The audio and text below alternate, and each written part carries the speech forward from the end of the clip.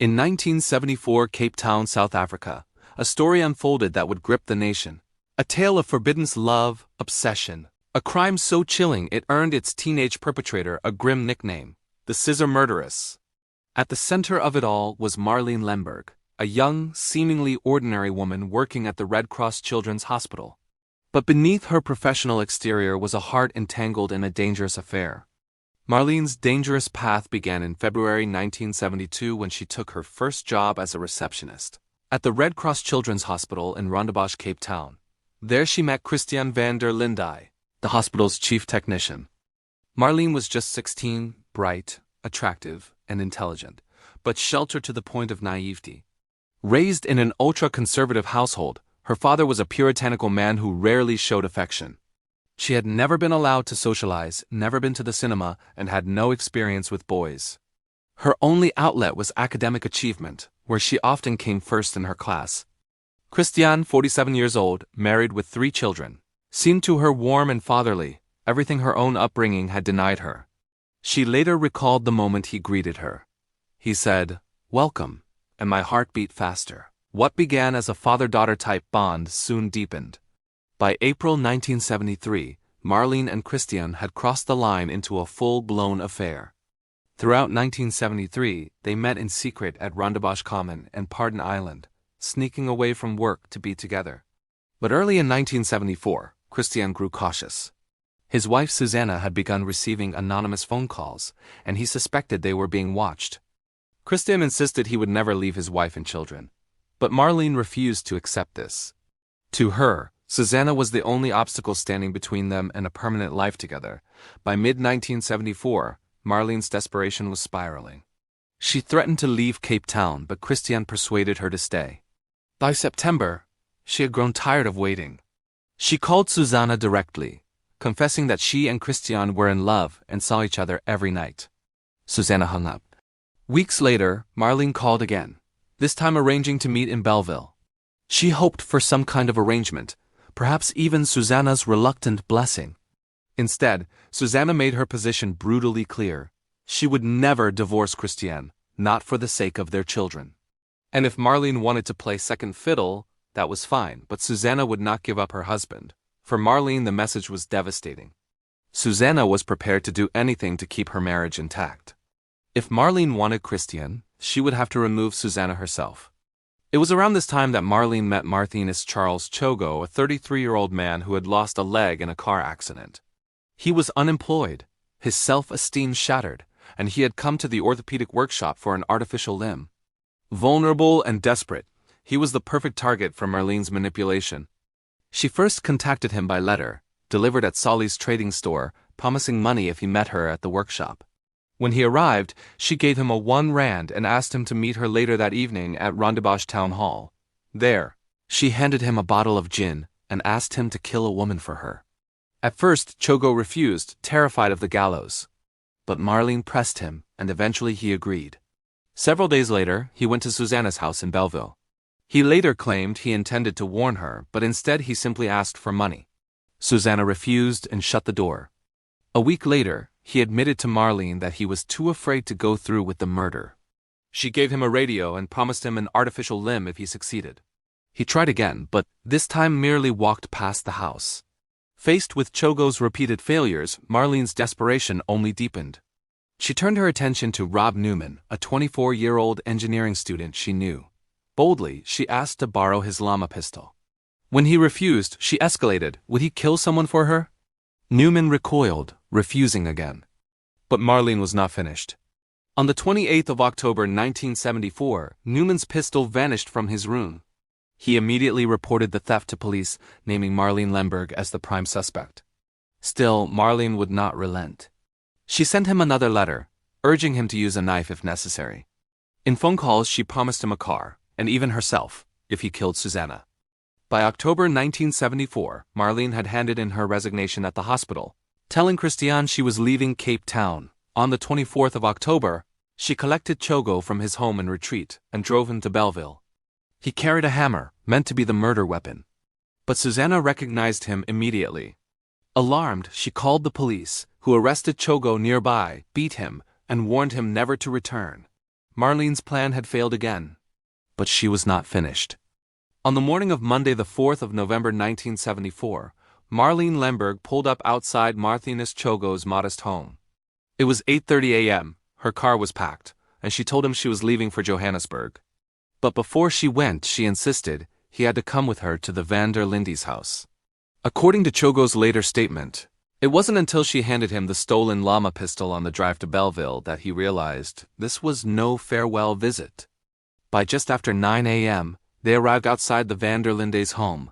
Inside, Susanna was alone. What happened next would become the subject of bitterly conflicting accounts. Marlene claimed she simply rang the doorbell, then returned to her car while Choegoe went inside and carried out the murder alone. Choegoe told a very different story. He insisted they acted together, and his account was supported by a neighbor, Mrs. Marais, who twice walked past Marlene's white Ford Anglia that morning and found it empty both times. Choegoe described how, after Marlene rang the bell, they entered the house together. Susanna recognized them instantly, panicked, and threatened to call the police.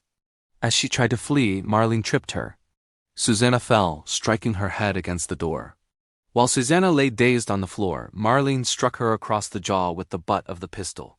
On her instructions, Choegoe began throttling the semi-conscious woman. Then Marlene handed him a pair of scissors taken from the sideboard. Choegoe later claimed he stabbed Susanna 3 times. The pathologist's report told a harsher truth: 7 stab wounds, 6 of them piercing her chest. With Susanna dead, Marlene bizarrely squirted green dye over Choegoe, using a gas pistol Susanna had asked her husband to buy for protection. She warned him she would deny everything if he spoke to police, then drove him home.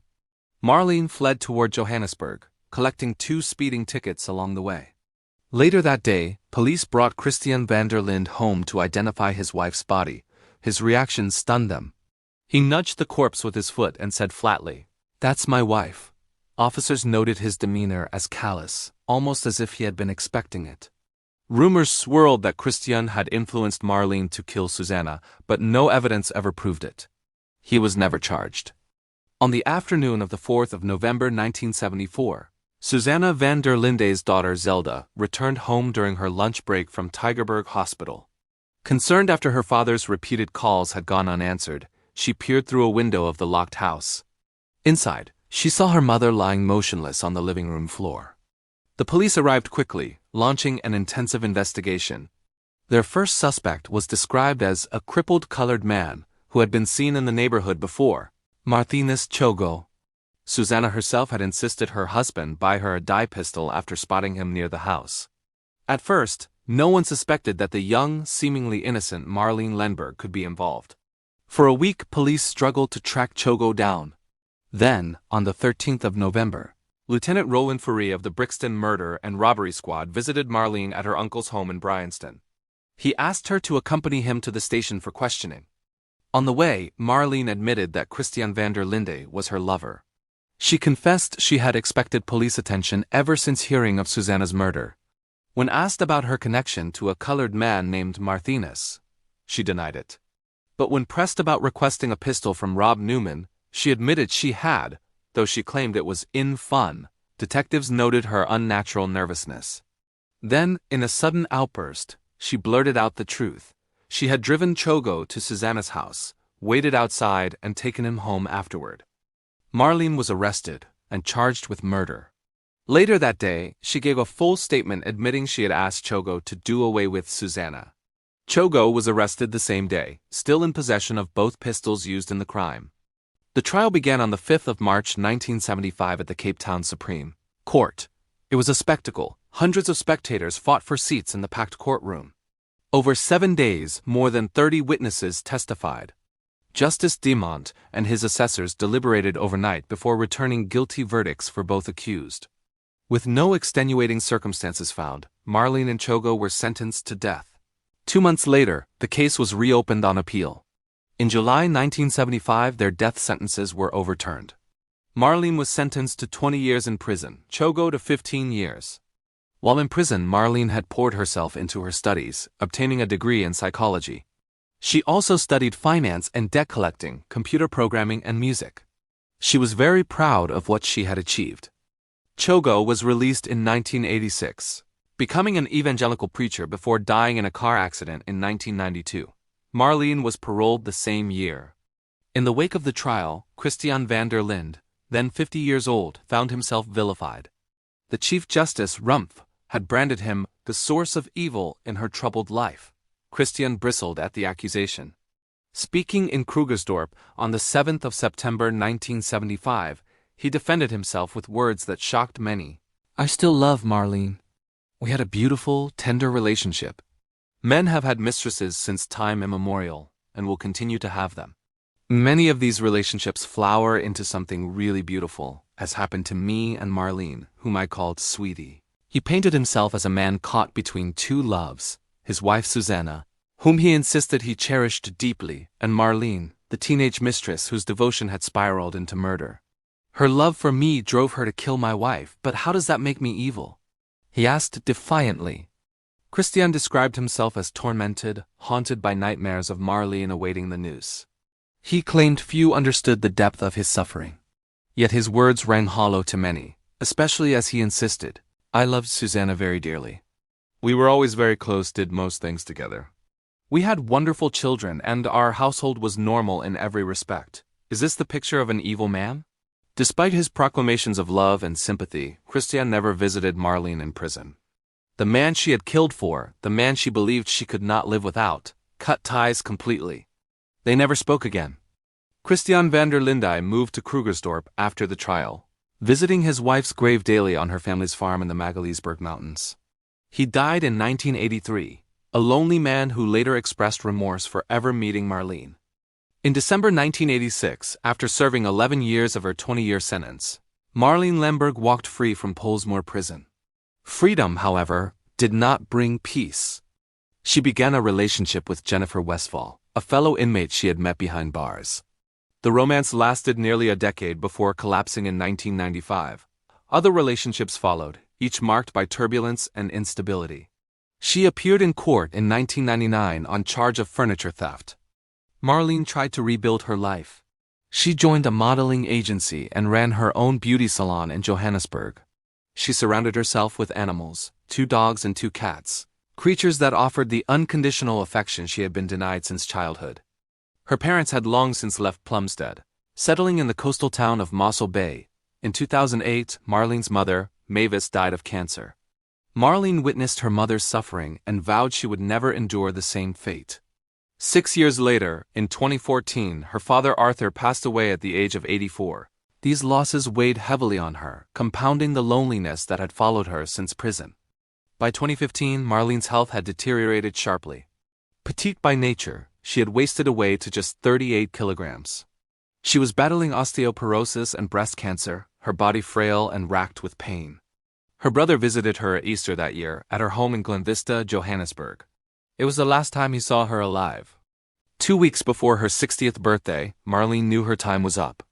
On the 7th of October 2015, she ended her life alone in her home, a tragic conclusion to a story that had begun with obsession and murder 4 decades earlier. After Marlene's death in 2015, her family uncovered fragments of a biography she had been writing, a final attempt to tell her own story. Within those pages lay a startling suggestion that Christiaan van der Linde may have played a far greater role in the murder than anyone had realized at the time. Her brother, reflecting on what he read, spoke with conviction. Christiaan van der Linde, he was the problem. He was totally involved. Marlene was trying to get away from him. She wanted out big time. It was a chilling perspective. For decades, the narrative had painted Marlene as the obsessive teenager who orchestrated a killing out of infatuation.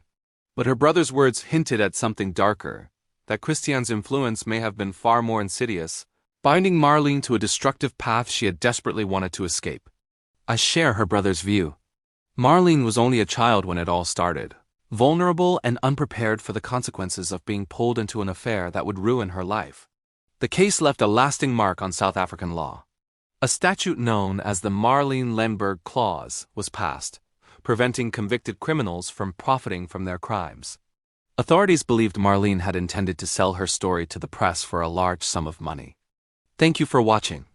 If you found this story interesting, please like this video and subscribe to our channel for more true crime cases. We'll see you in the next one.